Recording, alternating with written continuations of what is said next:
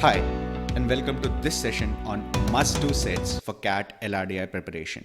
Whether you are just starting out or revising for the upcoming CAT examination, these are sets which you should not be missing along the way. In this session, we'll be looking at problems which are on sequencing and queuing. Now, these questions are also found in headings like projects, etc., where you will be given a certain set of variables or resources with some amount of time. You will have to either order them, figure out the completion time, slack time, how much time it is idle for. You might also be required to arrange people in a queue, but instead of finding out the order, while order is also important, we might also be required to find out the number of people in between two people or a set of people in the queue. So there might be some amount of math involved, even though it looks like an analytical reasoning sort of a question. Let's get on with this session. If you are running short of time, obviously you can skip to the relevant sets. Each of the videos which you'll be releasing will have links available in the description, where if you click on it, you can skip to the relevant set. So this is a set which has limited information. This is the only graph that you have. And if you look at the questions, all the questions are: what is the minimum number of people? What can be the number of people? And there is a cannot be determined scenario. Then third is an if condition. Fourth is also an if condition.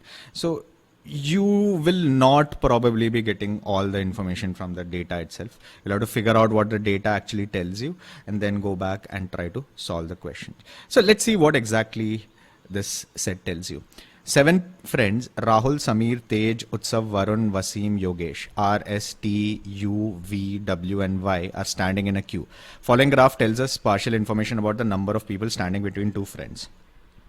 For example, there are 15 people standing between Varun and Utsav, and there are 7 people standing between Varun and Wasim. So Varun and Utsav, there are 15 people, and Varun and Wasim, there are 7 people. So 22 minus 15. So it's a stacked sort of a graph. Okay. So they are standing in a queue. We need to figure out, based on the set, who is standing in front, who is standing in behind, and how many people are standing in between, all those things which are required. And there's also a scenario where it says Rahul is this from the front, there's also a scenario where you can have multiple cases. So let's try to plot them on a line, so to speak, and put their positions. We don't know which direction is front, which direction is end. We will figure out that later, but at least try to plot them with respect to each other. How many people are there? How much of that is possible? So if you were to look at the person with the maximum information, so Rahul has the maximum information, right? Rahul has information about 3 people with respect to each other. Utsav has 2, Varun has 2, others have only 1. In fact, one of them is actually missing. Right, R, S, T, U, V. So Wasim, there is no direct information. It's only with respect to the other people which is there. So let's start with Rahul. Okay, so if I put Rahul as the origin of the coordinate axis, right? So Rahul is at position 0. Now from Rahul to Samir, that's a gap of 10 people. So the gap of 10 people can be before him or after him. So there will be 10 people. Samir will be in position 11, or if Samir is ahead of him, Samir will be in position minus 11. Both scenarios are possible. Right. Now let's move further. Between Rahul and the next one is Utsav, right? From 10 to 18. So there are 8 people between Rahul and Utsav. So if if Samir and Utsav are in the same direction, then Utsav will be in position 9, or he can be in position minus 9, right?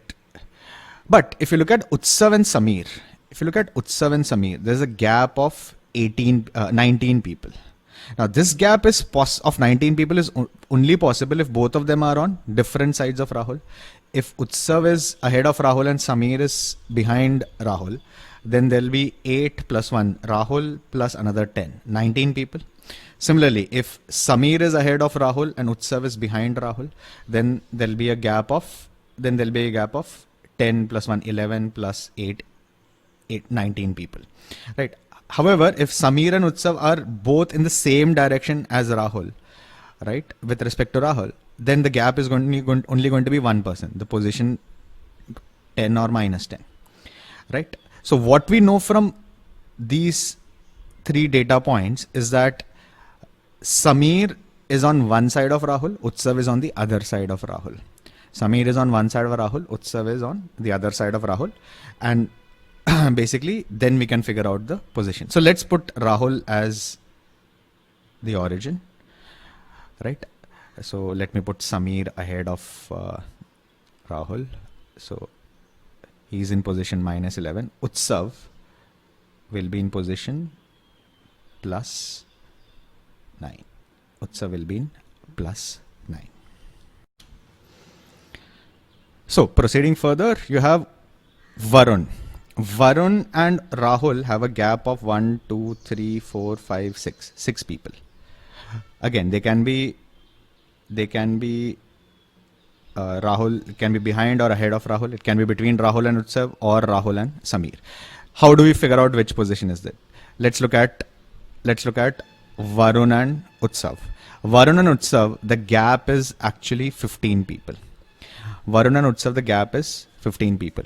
Now, if Varun and Rahul, if Varun is between Utsav and Rahul, right, and the gap cannot be this big.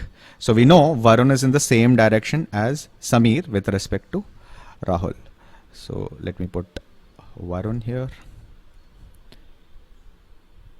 So the gap is 6 people, so minus 7. He'll be in minus 7. Now if you figure out, the gap is going to be the gap between Varun and Utsav is going to be 15 people. Are going to be 15 people, right? So minus 7, this is 16 minus 1, yeah, so there is 15 people here, right? 7 people here, 8 people here, total of 15. All right, so this is taken care of, this is taken care of. So Rahul's positions with respect to the other known is done. Now let's check. Okay, now you have who is this? Yogesh. We have information about Utsav and Yogesh, Yogesh and Tej, and Tej and Rahul. Okay, Tej and Rahul. Or you can have Varun and Wasim and Sameer and Wasim. Okay, let's try this triangulation where you have Utsav, Yogesh, Tej and Rahul. Utsav, Yogesh, Tej and Rahul. Okay. Now between Utsav and Tej, between Utsav and Yogesh, there is a gap of 6 people. Utsav and Yogesh, there's a gap of 6 people. So Yogesh can be either between Rahul and Utsav, or can be beyond Utsav. So plus 6 more. So he will be in, Yogesh will be in 6 more people, 9 to 15, 10 to 15, and then 16. So you can have Yogesh in position 15.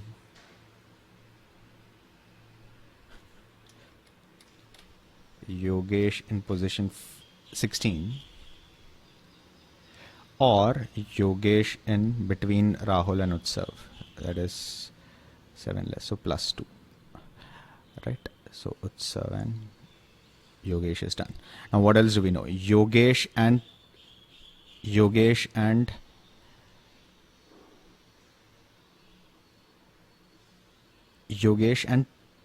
Tej. Yogesh and Tej, there's a gap of 2 people. So Yogesh, if he is in position 2, Tej can be in position -1, or he can be in position 5. Tej can be in 5. If Yogesh is in 16, Tej can be in 19, or Tej can be in 13. Right? So this is done. Now let's look at Tej and Rahul. Tej and Rahul, there is a gap of 11. There's a gap of 12 people. There's a gap of 12 people. So from Rahul to Tej, you can either be in minus 13 or it can be in plus 13. So Tej can be either in minus 13 or plus 13. Now which scenario holds? This is straight away out. This is the only scenario which holds, which means Yogesh will be in position 16 and Tej will be in position 13. And Yogesh is beyond Utsav when you go from Rahul to Utsav. Okay, so let me just put this up. Okay, so I have placed 6 people now. The last person left is Wasim. Okay, now we have information from Wasim to Varun and Wasim to Samir, whose information we already have. Between Samir and Wasim, there is a gap of, between Samir and Wasim, there's a gap of 3 people. Now, if it is a gap of 3 people, if it is towards Rahul, if it's towards the center, 3 people will be 10, 9 and 8. So he will be in Varun's position. That is not possible. So we know very clearly Wasim is beyond Samir towards the negative axis. So Wasim will be here. Gap of 3 people, 12, 13, 14. So he will be at 15. And to verify from Wasim to Varun, there should be a gap of 15 minus 7 is 8, 8 minus 1 is 7. So this should be 7. Yeah. So this is also fixed. So I know roughly the relative alignment of the 7 people. You can either, this can be the front of the queue or this can be front of the queue. So this can be minus 15, minus 11, minus 7, 0, 9, 13, 16, or it can be the other way around. Minus 16, minus 13, minus 9, 0, plus 7, plus 11 and plus 15. But this should be good enough to answer most of the questions. And if you have additional information, we can figure out who is in front, who is at the end. So let's go to the questions one by one and try to solve them. All right. So I have written this down neatly. So if you want to assume that Yogesh is at the front, use this series. If you want to see if Wasim is at the front, use the other series. Okay, question number 1, what is the minimum number of people standing in the queue? Now, minimum number will be the gap from here to here plus these 2 people, right? Should be the gap between these 2. You are assuming that there is nobody behind Wasim, there is nobody ahead of Yogesh, or there is nobody after Yogesh and nobody and nobody before Wasim. But you cannot deny that there are going to be 3 people here, there are going to be 3 people here, there are going to be 6 people here, there are going to be 8 people here. You cannot remove those people. So the best gap you can do is there is nobody outside of this range. There's nobody outside of this range. How do we calculate the total number of people? From 15 to minus 16 or from minus 15 to 16. Both of them should be the same one. From minus 15 to 0, there will be 15 people. And from 1 to 16, there will be another 16 people.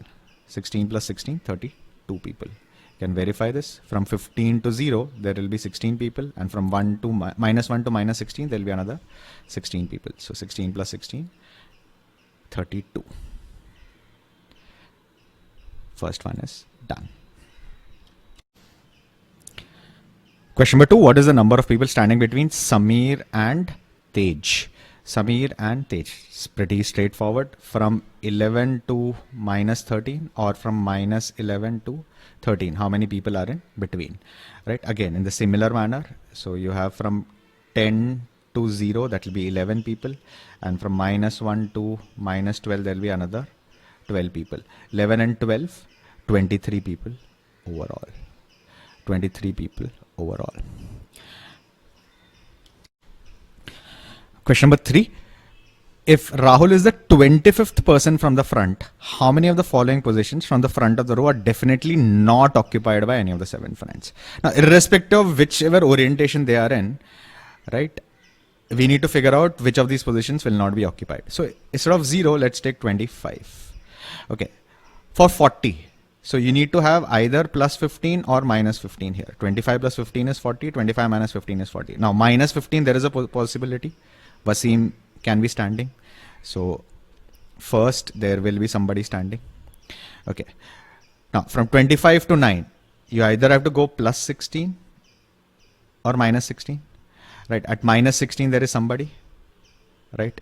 Yogesh is there, minus 16. So this scenario is also possible. It is possible that somebody can be standing in position number 9 if Yogesh is at the front of the queue. Right. That is possible. Okay. To reach 35. So 25 to 35 is 10. Right. There is nobody at 10 either side. So 35, nobody will be standing. At position 10, again, nobody at position 10. Nowhere is position 25 to 10. There is a gap of 15.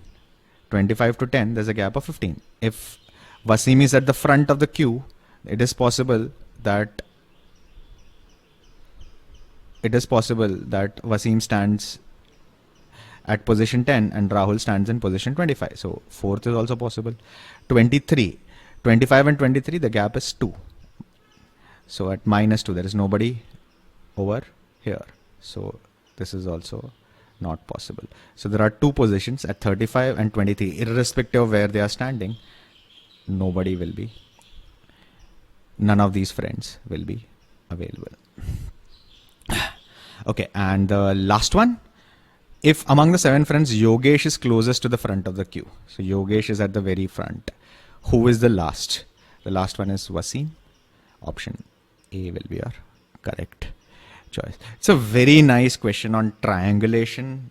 Your biggest complexity was how to triangulate from 2 people, 3 people, 4 people, etc. positions. Takes a little bit of a while to get used to it, the way the data is presented. That is the first one. Once you do that, once you get this graph to work with, the rest of the questions can be solved, ticked off very quickly. About 10 to 12 minutes, a moderate to slightly difficult sort of a question in an exam situation.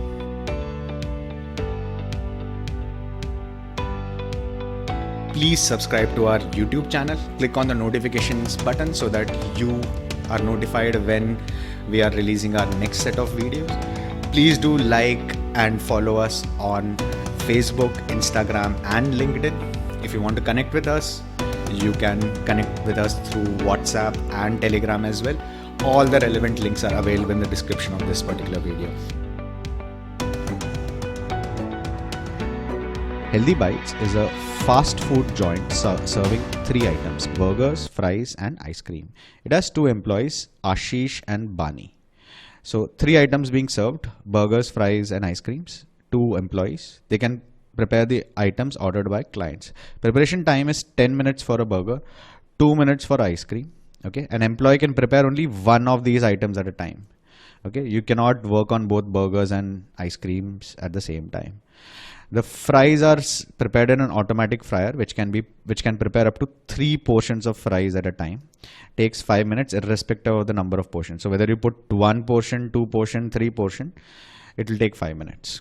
But it does not require any employee to work on it. Okay, so we can ignore the time taken by employees to start and stop the fryer. Okay, so this works independently. Thus an employee can be engaged in preparing other items while frying on it. There is a catch. The fries cannot be prepared in anticipation of future orders. So you cannot make 20 portions in one shot just because you're free. Okay, you can make an order, you can take an order, or you can start frying only when an order is completed. Okay, now let's see what this gives us. Healthy Bite wishes to serve the orders as early as possible. The individual orders in any individual items in any order are served as and when ready. However, the order is considered to be completely served only when all the items of that order are served. So suppose this is the sort of scenario. I can actually start making from 10 o'clock a burger here. Then I need not work on the ice cream. I can work on this person's portions, probably serve him earlier, and then go to this person and then come and complete the first person's order. But this order will be completed only when all the 3 portions which are being or the 3 items which have been ordered have been served to the customer. Okay, and the key point is they want to serve the customer as early as possible. Okay, so let's look at the questions. Okay, I've just summarized the information. Aim is to serve as quickly as the order is placed. Okay. Okay. First one says assume that only one client's order can be processed at any given time. So Anish and Bani cannot start preparing for the new order while the previous order is being prepared. So even if one person is free, he cannot start working on the next order. Okay, till the time one person's order has been completed. Okay. First one says at what time is the order placed by client 1 completely served. Okay, client 1 comes in at 10 o'clock. He gives these orders. Now, portion of fries will take 5 minutes. So from 10 o'clock to 10:05, this will be done. Okay, burger will start at 10, will get over at 10:10.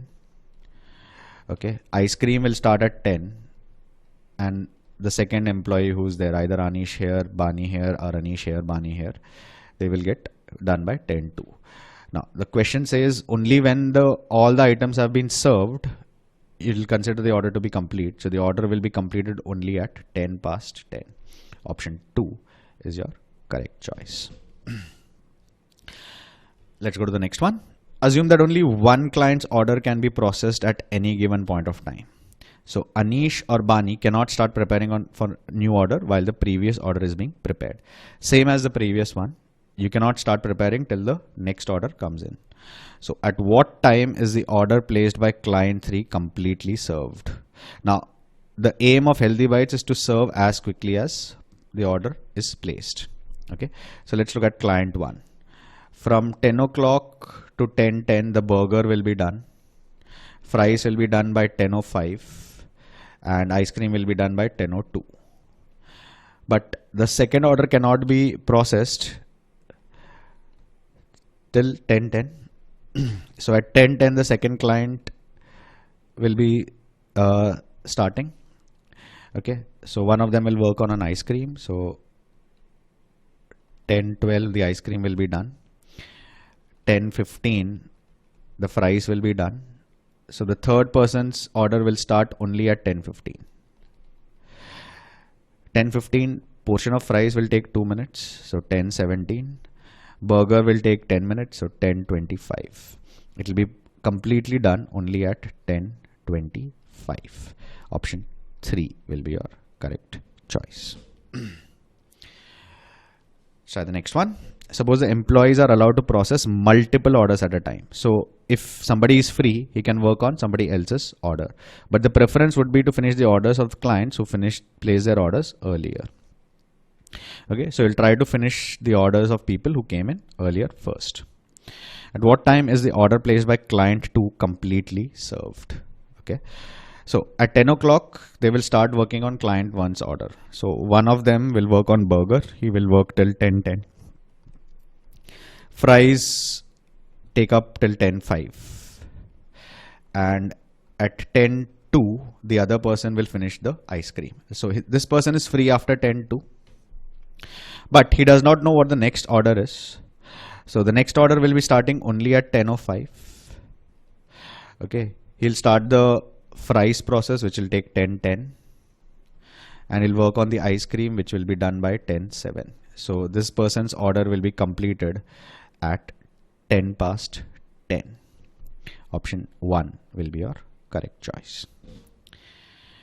And the last one, suppose the employees are allowed to process multiple orders at a time, same as the previous one, but preference will be given would be to finish orders of clients who place their orders earlier. Assume that the fourth client came in only at 10:35. Between 10 and 10:30, how many minutes is exactly one of the employees idle? Okay. Okay. Again, let's start at the first employee. For the first case, burger will take 10 to 10:10. Fries are automatic. They will be done at 10:05. And one employee will be working from 10 to 10:02. Okay. Now this employee can be put up on the second order. Okay. The second client's order, he'll start at 10:05. Finish the ice cream at 10:07. Okay, the fries will be done at 10:10.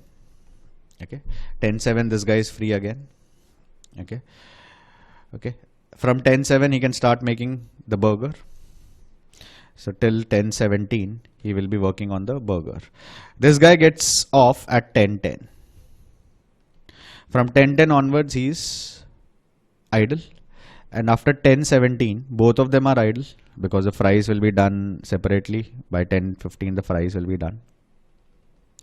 Now from 10:17 till the next person comes, which is 10:35, both of them will be idle if they work like this. Now the question is, how many minutes is exactly one of them idle from 10 o'clock to 10:30? So anywhere after 10:17 we don't need to consider this time because both of them are idle. Okay, from 10 o'clock to 10:02 he is working for 2 minutes. The remaining 3 minutes till the time the next portion comes in, one of them is idle, so 3 minutes idle here. From 10:05 to 10:07 he is working for 2 minutes, and the moment he finishes the next order comes in. So after 10:07 to 10:17 he is not idle at all. Let's look at this person. He is working only from 10 to 10:10. From 10:10 to 10:17 only this person is idle. That's 7 minutes. Before that he is working, after that both of them are idle. As we said earlier, we don't need to calculate this part. So the total time for which at least exactly one of them is idle will be 7 plus 3, 10. Option 2 will be our correct choice. Okay, so that finishes this set. It was pretty easy. It came in CAT 2017 slot 1, which is considered pretty difficult.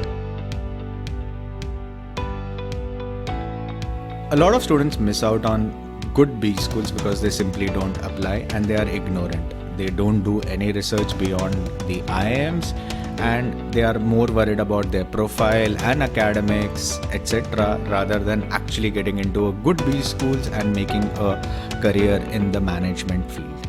If you would like personalized B school assistance, all you need to do is fill up the Google document. Link is available in the description of this video, and we'll send you individual B school recommendations which fit your profile and your career aspirations.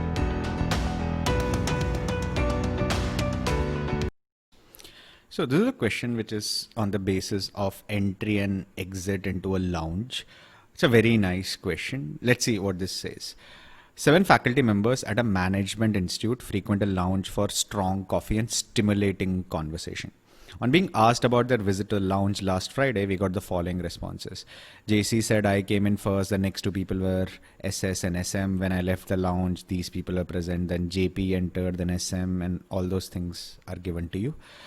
Right? And on the basis of this, you have to figure out which of the 2, JP or DG, entered the lounge first, who was sitting when JP and JC entered the lounge, how many of the 7 members did VR meet in the lounge on Friday, and who are the last 2 people to leave. So to figure out who entered in which order, and you also have to figure out who were present and he met that particular faculty met that person or left with that person throughout that particular part. So let me just tabulate. So I will figure out the event and then see who is in the lounge after that event happened. Okay, so it says JC came in first. So first one is JC, and the next 2 people to enter were SS and SM. So JC followed by SS and SM entered. So once all 3 entered, you will have JC, SS, SM into the lounge, right? They enter the lounge. Okay, when I left the lounge, okay, so I can take this out. When I left the lounge, JP and VR were present in the lounge. DG left with me. Okay, so DG has to enter with him, and then he will have to leave. So DG's entry happens after them. Okay, and also if you look at it, JP and VR were also present. So JP and VR would also enter along before he leaves the lounge. Okay, we'll come to that later. JP says, when I entered, VR, JC were sitting. VR and JC were sitting, but SS and SM were not there, which means these 2 people left by the time JP came, right? And he entered along with VR. Okay, and there was also somebody else which I did not remember. Okay, we'll figure that out. Okay, SM says, I went to the lounge for a short while, met JC, SS, and DG. So JC is already there, SS is there. DG also comes into the lounge on that day. Okay. SS says, I left immediately after SM. Okay, now if you observe, JP's entry has to be after SM leaves and also after SS leaves, because both of them leave together, right? So after some point of time, SM and SS will leave, right? And JP enters after that, after this event, right? But since SM met DG, DG has to enter before these people leave, right? DG has to enter before these people leave. Now DG says, I met JC, SS, SM, JP, VR during my first visit. Okay. So he visits twice. Okay, that is another complexity. And I went back to my office with JC. He leaves with JC and then he returns again. Second time, JP and VR were there. JP and VR were there. PK said, I had some urgent work, so I did not sit in the lounge that day. So I just collected my coffee. JP and DG were the only people in the lounge. So JP was there, DG was there. So JP has come only after SM and SS have left. So PK also enters and exits after SM and SS have left. And VR says no comments. Okay, anything else we left? Okay, JP enters with VR. Okay, so JP and VR enter here. So we know one sequence. First, these three people enter, then DG enters. So you'll have JC, SS, SM, and DG in the lounge. And then these two people leave. SM and SS will leave. Right? Only then the rest of the sequence will happen. So this part is done. Okay, now the person who was there cannot be either SS or SM because both of them left together. So it has to be somebody else. So somebody else might have entered in between and we'll figure that out later on. Okay, but at least this part we know. Initial sequence of events is JC, SS, SM come in, then DG comes in and these two people leave. Okay, so I have tabulated this part. Okay, now let's look at JP's entry. Now JP entered the lounge with VR. JP enters with VR. Okay, DG has also entered. And we know PK has to enter after these people. PK has to enter after these people. Right, because when PK comes in, JP is already present. Right. When I was entering with VR, JC was sitting there. JC was there with somebody else. Who was that somebody else? DG was there. Right, DG was there. Right, but I cannot remember who it was. So, okay, this part is taken care of. So the next entry was JP and VR enter. So people inside the lounge will be now JC, DG, JP, and VR. Okay. Now, JC has now met JP and VR also. Okay, this part is done. And he leaves the lounge with DG. He leaves the lounge with DG. Now, let's check with DG because he has come twice, right?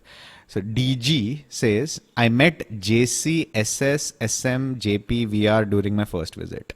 So DG has met JC, SS, SM, JP and VR, okay, in the first visit. That is fine. And I left my office with JC. So the next event will be JC and DG leave. JC and DG leave.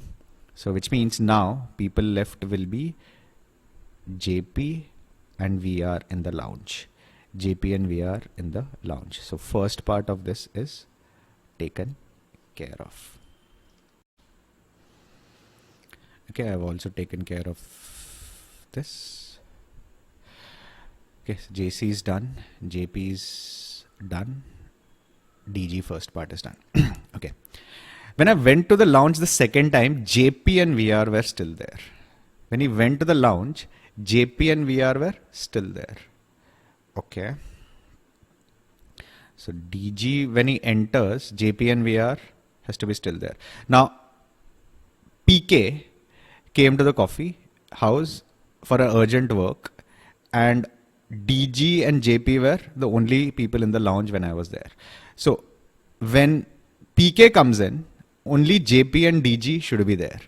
But now VR is also available over here, which means after DG comes in, VR has to leave.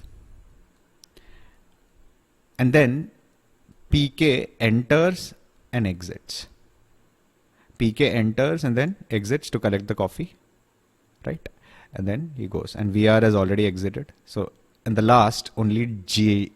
Okay, so after DG enters, you'll have DG, JP, and VR.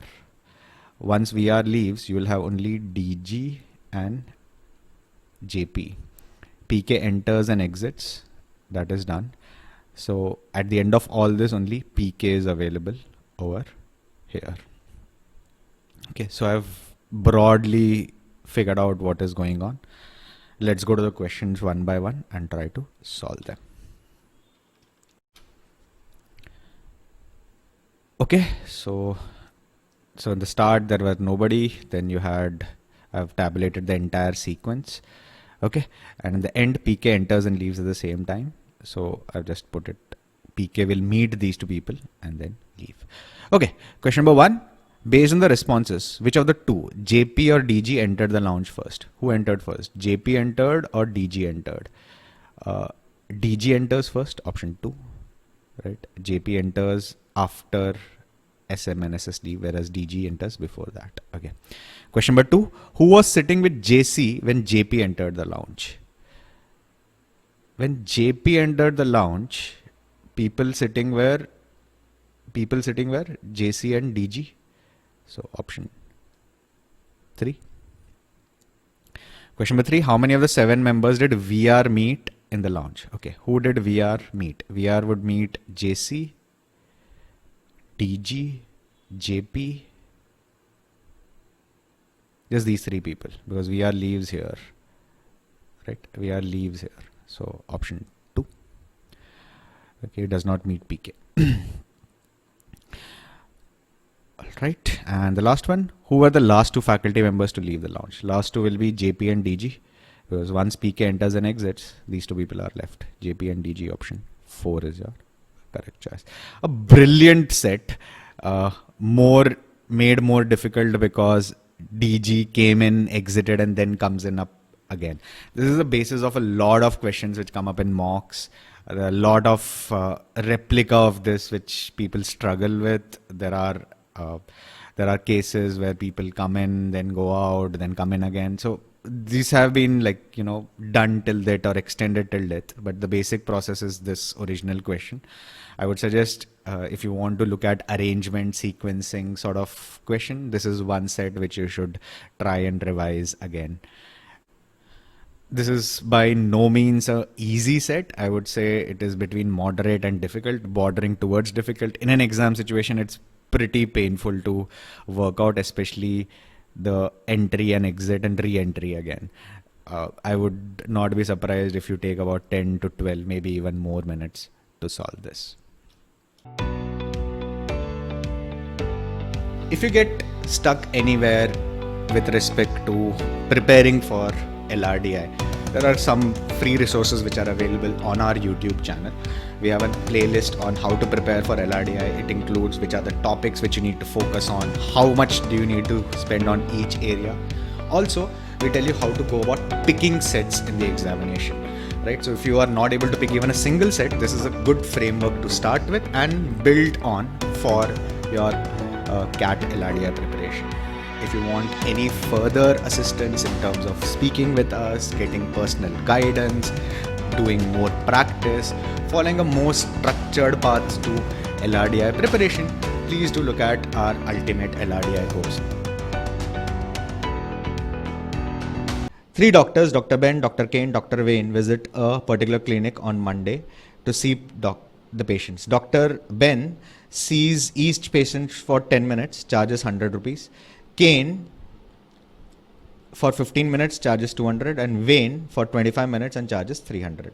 The clinic has 3 rooms, 1, 2 and 3, and assigned 3 doctors as per the following table. So on Monday and Tuesday it will be Ben, Kane and Wayne. Right, on Wednesday and Thursday it will be Wayne, Ben and Ken, and Friday and Saturday it will be Kane, Wayne and Ben. The clinic is open from 9 a.m. to 11:30 a.m. So for 150 minutes, 2.5 hours, 150 minutes is the maximum total time for each doctor. Okay, on arrival, each patient is handed a numbered token indicating their position in the queue, starting with token number 1 every day. As soon as any doctor becomes free, the next patient in queue enters that emptied consultation. If at any time more than 1 room is free, then the waiting patient enters the room with the smallest number. For example, if the next 2 patients in queue have tokens 7 and 8 and room numbers 1 and 3 are free, then the patient with token 7 enters 1 and patient with token 8 enters 3. So this is an example of how the queuing is done. And then you have questions. What is the maximum number of patients that the clinic can cater to any day? That is pretty straightforward. The queue is never empty on a particular Saturday. Which of the doctors will earn the maximum amount of consultation? This also should be pretty easy to solve. So 1 and 2 should be able to solve. Now 3rd and 4, you'll need to do some additional work. I have summarized the information, right? We also know the rates, etc. Let's see what this is. As I said, 1st and 2nd should be easy to solve. First one says, what is the maximum number of patients that can be catered by a clinic on any day? So 150 minutes, right? Now, Ben takes 10 minutes per patient. So Ben will do 150 divided by 10, which is 15 patients. Similarly, Kane will do 150 divided by 15, which is 10 patients. And Wayne will do 150 divided by 25, which is 6 patients. So 21 plus 10, 31 patients. Option 2 will be your correct choice. Question number 2. The queue is never empty on a particular day. The 3 doctors would earn who among the 3 will earn the maximum, which means all of them are basically occupied throughout, right? It doesn't matter which day it is.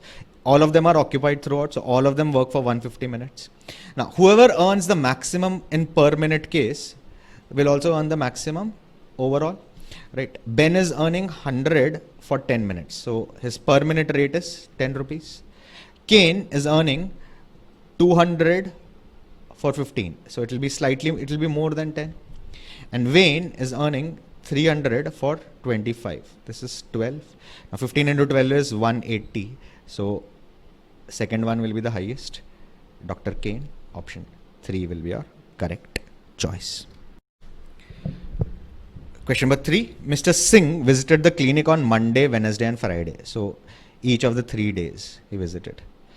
Right, his token number was 13 on all 3 days. Which day was he in the clinic for the maximum duration? Now here you'll have to use this arrangement and see what happens. Okay, so you have Ben, Ken, Wayne. So this is 10 minutes, this is 15 minutes, this is 25 minutes on a Monday. Right, let's see when the token number 1 will come. First, 1 will go to Ben, 2 will go to Ken, right? 3 will go to Wayne because all of them are available at 8:50. The clinic starts at 9. Now, Ben will be the first to finish, so 4 will go here. Then Kane will finish, so 5 will go here. Now, Wayne will take 25 minutes, so which means Ben will go to the 3rd patient, so this will be 6. Right, then 7 will go to Wayne, right, because he will take 30 minutes to finish this. Right, at 30th minute, right, both Ben and Kane will both finish at the same time, so it will be 8 and 9. Right, at 40 minutes, Ben will finish his 4th patient, so 10 will go here. 45 minutes, 9 will leave, so 11 will go here. 50 minutes, both of them will go, so 12 will go here, 13 will go here. Right, 50 minutes plus 25. 50 minutes plus 25 will basically be 75 minutes on a Monday. 75 minutes on a Monday. right? Now, let's see if this is the same on other day as well, right? Because the only option available is the same duration on all 3 days, or Monday is the highest. Because if he's assigned to some other doctor here, say suppose Kane, he will take only 50 plus 15, 65 minutes. If he was assigned to Ben, he will take only 50 plus 10, 60 minutes, right? So it has to be either Wednesday, it has to be either Monday, or it has to be the same duration on all the days. Let's try Wednesday. Let's see what happens on a Wednesday. On Wednesday, Wayne will be the first one, Ben will be on the second one, and Kane will be on the third one.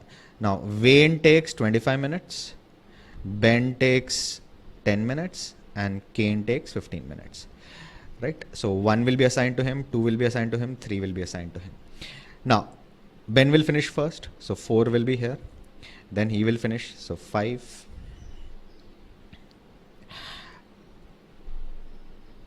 Right? Now, after 20 minutes, 6 will go here. 25th minute, 7 will go to Wayne. After 30 minutes, both of them will finish, so 8 and 9 will be here. After 40 minutes, 10 will go here. 45 minutes, 11 will go here. 50 minutes, so this will be 12, this will be 13, right? Both of them will finish. Now here, he is assigned to Ben, so he will take only 10 minutes, right? So 50 plus 10, 60 minutes. So it cannot be Wednesday, it cannot be all day. Monday will be the highest because he is assigned to Wayne. You will figure out similarly that on the third day, he'll probably be assigned to Kane, right? But Monday will be the highest value over there. Question number 4. On a slow Thursday, only 2 patients are waiting. So again, Wayne first, then Ben, then Kane. So this is 25 minutes, 10 minutes, and 15 minutes, right? Only 2 patients are waiting, so 1 and 2 will be here. After the 2 patients keep arriving at exactly 15-minute intervals. So at 9:15 they will come, at 9:30 they will come, at 9:45 and so on. Right? Your question is then the duration of minutes in which all 3 doctors are simultaneously free is there. Okay, so from 9 to 9:10, Ben and Wayne are both working. Kane is free. At 9, from 9:10 to 9:15, a new patient will come. Ben will be free. Kane will also be free. Wayne will be working on his patient. He will be working till 9:25. Right. At 9:15, 2 more patients will come. Both of them will be assigned. Right. He will be busy till 9:30. He will get free by 9:25. Right. Now, from 9:25 to 9:30, both of them are free. Right, but then 2 more patients come in, so both of them will be occupied. He will become free, which is the same as what happened earlier. Right, at 9 o'clock, both Wayne and Ben are occupied. Kane is free. Similarly, again at 9:30, the same thing happens. Both Wayne and Ben are occupied. Kane is free. Right, and this process will repeat again. Now, so in this 30-minute period, there is nowhere where all 3 of them are free, and I can keep on extending this 30-minute period again and again and again. It will come up in cycles, which means there is no time where all 3 of them are free. There are cases where 2 of them are free. There are cases where 1 of them is idle, but there is no case where all 3 of them are free. Option 3. That completes this set. This is very similar to, again, as I mentioned earlier, the burger and chips set, which burger and fries set, which was in CAT 2017, right? It's a much more easier version, especially the first 2 questions can be solved very, very quickly.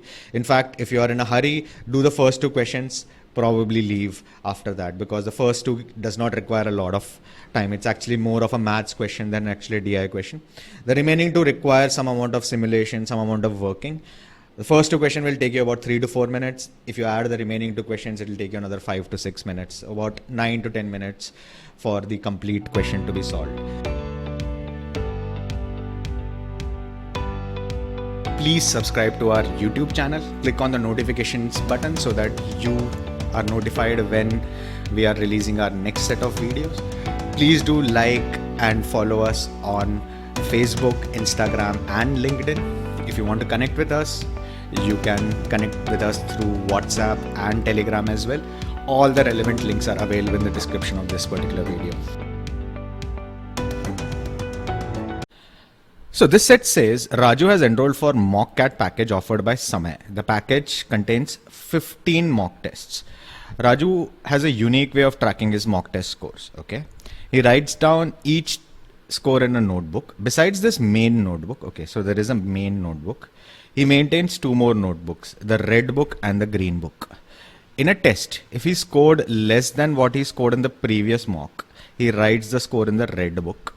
On the other hand, if he scores more than what he scored in the previous test, he writes down the score in the green book. In each of the three books, the entries are made one after the other based on the scores obtained by him in the order of the tests. Okay.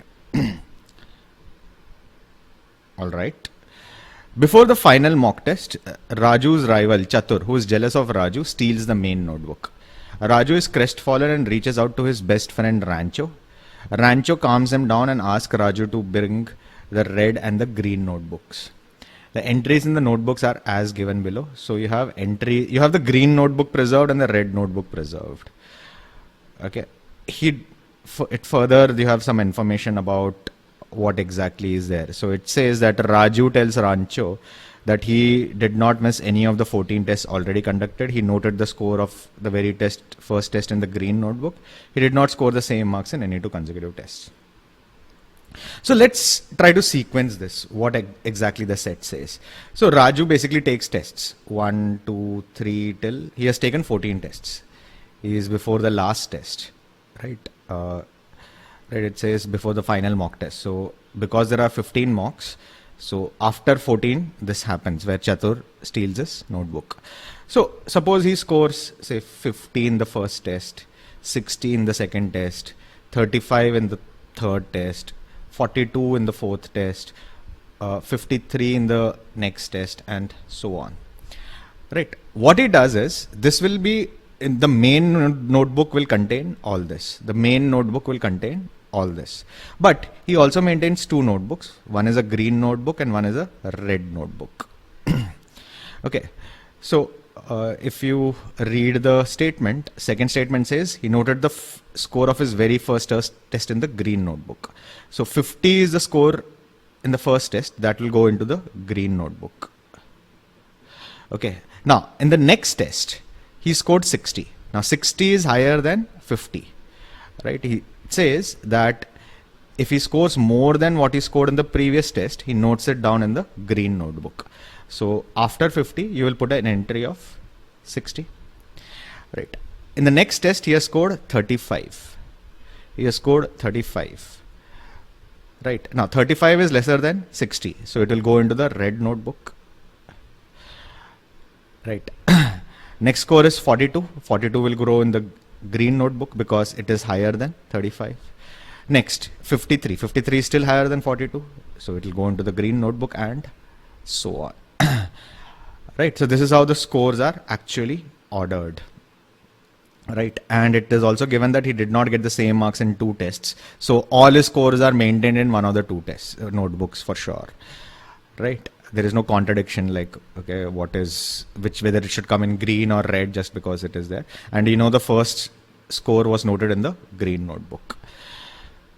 Okay, we probably will need to fill out the sequence of the tests. Okay, if you look at the questions, it says how much did he score in test number 6, how much did he score in test number 9, what is the difference between the scores of Raju in two consecutive tests. So basically you have to write down the scores of Raju in all tests. Now we may not be able to figure out after a point of time what exactly the score is, so I will take care of multiple scenarios. I have written down 4. You might have 5, 6. We might have to extend this earlier, but this is roughly what we need to work with, right? So let's try to fill this up one by one and see how it goes. Now, we know the first score was written in the green notebook. So 96. 96 comes in the first, is the score in the first one. Now, from 96, the next entry in the green notebook is 99. And the first entry in the red book is 69. So, if in the second test, Raju scores 99, it will go into the green notebook, which is perfectly fine. Or, if he scores 69, it will go into the red notebook. So you have two branches diverging here. He can either score a 99 or he can score a 69, right, in the second test, right? That's why we looked at multiple scenarios. Okay, now let's proceed with this 99 branch. Now from 99, he could have scored in the third test 108, or he could have scored lesser than 99, which means he could have scored 69, right? 69 is not used here in this branch. So again, there are two branches. He could have scored 108 or he could have scored a 69. Right. So let's follow this 108 branch. Now after 108, he cannot score 105. Why? Because if after 108 he scored 105, right, it would have gone into the red notebook. 105 is lesser than 108. Right. It is possible that after 108 he scored a lesser score and then went to the scored 105, and that's why it's in the green notebook. But immediately after 108 he cannot score a 105. Right. So after 108 he has to score a lesser score. Now in this branch, after 108 the lower score is 69. So after 108 it will be 69. Okay. Right. Now after 69, what can he do? From 69 he cannot score an 81. Why he cannot score an 81? Because if he scores an 81, right, if he scores an 81, right, that 81 score is higher than 69. It will end up in the green notebook, not in the red notebook. Now because 81 is in the red notebook, it means 81 was a dip from the previous score, right? It's a dip from the previous score, right? And 69 is not lesser than 81. So after 69 he cannot score an 81. Right, so after 69 he has to go back to the green notebook, so he'll score 105. Okay, now what can he do after 105? After 105, he cannot go to 96. Why? Because it's a drop again. So he has to go back to the red notebook. After 105, he has to go to 81. Right, now after 81, he cannot reach 87 because 87 is an increase over 81. 87 would have been in the green notebook. So he has to go to 96. Right. Now after 96 he cannot go to 72 because 72 is lesser than 96. It would have come in the red notebook. So he has to go back to the red notebook. From 96 he has to go to 87. Now after 87 he cannot reach 102. Why? Because 102 is greater than 87. 102 is greater than 87. So it should have been in the green notebook. So from 87 he cannot reach 102. So he has to go back to the green notebook entry. From 87, the next score should have been 72. But if the next score is 72, right? If the next score is 72, basically it should have come in the red notebook again. Why? Because 72 is lesser than 87. 72 is lesser than 87. So after reaching 87, he has hit a dead end. He's reached a dead end.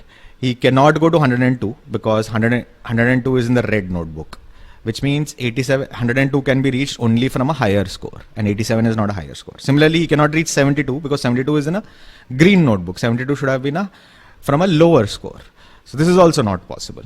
So this scenario cannot progress from here. So this branch is dead end. This branch is dead end. Now the remaining branches should also be done in the same manner. Let's try to do it. We should now be able to do it faster. Now from 69, he cannot reach 81 because 81 is in the red notebook. He has to go to the green notebook. So from 69, he will go to 108. Okay. From 108, he cannot go to 105. So he has to go to 81. From 81, he cannot reach 87. So he has to go to 105. From 105, he cannot reach 96. He has to go to 87. From 87, he cannot reach 102. He has to go to 96. Now, from 96, he cannot reach 72. Why? Because 72 is in the green notebook. So that is not possible. From 96, he cannot reach 102 because 102 is in the red notebook. 102 can be reached only from a higher score, not from a lower score. So this is also a dead end. So this scenario is also out. So we know for sure the first test was 96 and the second test was 69. So from 96, the next score is 69. Now, from 69, he has to reach 99. That's the only way out because 81 cannot be reached. So he has to go to 99. Right, so this is also taken care of. Okay, from 99, he can either increase his score to 108, possible, or he can decrease his score to 81. So again, two branches. So it can go to either 108 or an 81. Okay, so let's explore these two again. Okay, if I take the 108 branch, from 108 he cannot go to 105, so it has to go to 81. From 81 he cannot reach 87, it has to reach 105. From 105 he cannot reach 96, he has to reach 87. 87 cannot reach 102, right, he has to go to 96. And after 96 he cannot go to 102 because it's an increase, or 72 it's in a decrease, and they are in the wrong notebooks. So this branch is also out. Right. So let's explore this branch. So we know after 99 he reaches 81. Right. So after 81 he cannot reach 87 because it's in the red notebook. So he has to reach 108. After 108 he cannot reach 105. He has to reach 87. After 87, he cannot reach 102, he has to go to 105. 105, he cannot reach 96, he has to go to 102. 102 cannot reach 93, he has to reach 96. 96, he cannot reach 72, he has to reach 93.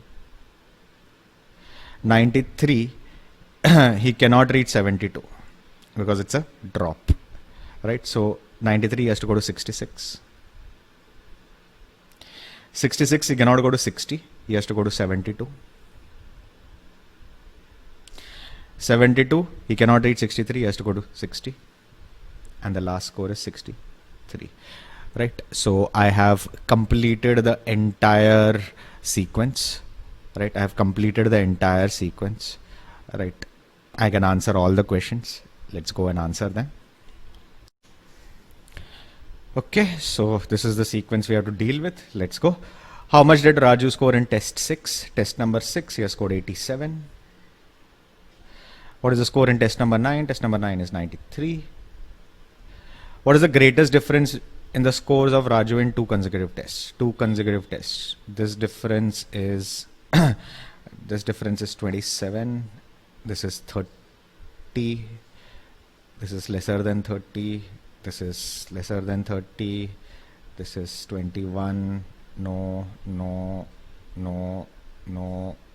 This is exactly 30. This is also a 30 here. Okay. This is out. This is out. This is out. So the greatest difference is 30. Right? You can choose any of them, but I need one of the answers. So 30. Okay. And question number 4. Considering tests 4 to 12. 4 to 12. How many times did Raju score more than 90 marks in the mock test? Okay, he has to score more than 90. That's 1. That's 2, 3, 4, 5, 5 times. Alright. It's a wonderful set. The key point was initially you had to be very patient. You had to figure out how the scores are actually written. Right. Once you figure out how the scores are actually written, right, then the pattern filling becomes much more easier. Right. You will obviously have to do some amount of trial and error, reach dead ends, and then trace back the values. But in about 8 to 9 minutes time, you should be able to solve the set once you understand how the scores are written in the two notebooks. Right. 10 minutes in an exam situation, a moderate level difficulty set. That completes this session on must-do sets for CAT LRDI preparation. Please do let us know in the comments below how you liked this. Please do share this with your friends who are preparing for CAT and other MBA entrance examinations. You can follow us on Facebook, Instagram and LinkedIn, or you can connect with us on WhatsApp and Telegram groups. The links are all available in the description of this particular video. If you are facing any problem with CAT LRDI sets, you can look at our YouTube channel playlist on how to prepare for CAT LRDI. If you want any specialized, personalized attention on LRDI preparation in the most structured manner, you can also look at our Ultimate LRDI course. This is the most comprehensive course which is available in the market. Till we meet again the next time, goodbye and all the best.